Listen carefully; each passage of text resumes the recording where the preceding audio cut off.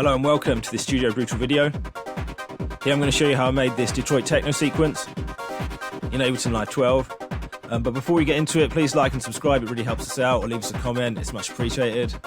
So yeah, let's get into it. So basically I've made a rack, I'll be giving it away at the end of the video, but essentially it is made, you'd have to make it yourself, just go and get that. Basically you've got a SQ sequencer, which is pumping out modulation and pitch information and velocity, which the other sequences I've made all do this. They use velocity like a hardware sequencer layer row. And that controls a lot of the stuff in Operator. And I've got a minor chord here on the chord unit, but I'm using strum here, which if I take that off, it loses a bit of something. What the strum is like to represent a guitar strum, but it gives a little glide, a little bit of error basically as the chord starts. It's quite a nice effect. And then so every single note that's pumped out by the sequencer then becomes a chord with this little strum error. And then there's no FM here, it's just four sine waves, it's four saw waves, all detuned a little bit. And there's feedback as well on some of them. It's FM feedback on two of them. Then there's a little bit of glide. Actually, the glide is switched off, you can have it on if you want. Then there's a filter, which is anything that can be modulated by velocity is. So like the length of the filter, how much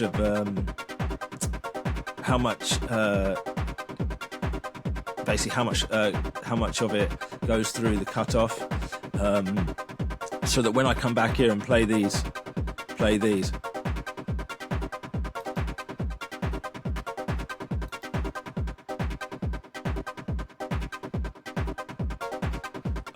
they make a big difference, and so you get like a moving sequence. And some of the two of the oscillators, A and D, they go out of tune with those velocities as well. You can see here just a tiny bit. D goes up a bit out of tune, and A comes down a bit out of tune. So they get more detuned the more there's a velocity here. Also, I've done a cut use of the octave row to make some notes an octave higher, which is quite nice. That's how you get those sort of bleeps. If you turn it up even higher, you get those little bleepy sounds that stand out. So yeah, that's it. With Operator, basically, it's a tight envelope, which is the length which is changed by velocity again, and you've got filter drive as well, which is really nice. And then I'm driving the sound again with overdrive. Without it sounds like that. And then overdrive is, you can see it moving with this LFO tool. If I switch it, it just gives it like this sort of filtering. If I turn it up, but it's like I've got it in like a sweet spot, so it's just moving across a sweet spot and just making it, giving it sort of this filter sweep. Then they've got a saturator, it's a bit saturated. If I switch that off, just gives it a nice bit of distortion, but not too much. Then I've got the echo unit, and then a reverb for like rhythmic delays, and a reverb unit, and then a drum bus which distorts everything a little bit at the end to give it a bit of grit. So even the reverb and delays are distorted a bit, and then a utility which just brings the volume down so it's not too loud. So yeah, that's the patch basically. Everything is pumping off this sequencer, all the modulation and everything, and all this movement is coming from this velocity. So if you tweak this velocity, you'll get very different sequences, and you should map this to a MIDI controller and tweak it live and record it really,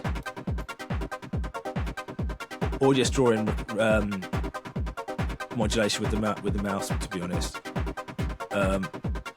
So yeah, that's it. And the macros real quick, what they do: time. Time is every envelope. So it's really nice to turn down, so you get really short notes, and then pump it to get longer notes that push through the filter more and all that. It's on every envelope on Operator. Then filter frequency, filter resonance, so you can get a bit of squelch. The less drive, the more squelch you'll get. So that's filter distortion. If I turn it down, get more of that resonance. So yeah, there's filter drive, and then that drive is the overdrive unit, I think. Just check. Sorry, no, it's the drive and saturator, and then I've got echo feedback, echo mix, and reverb decay. Reverb decay you can use as a little build.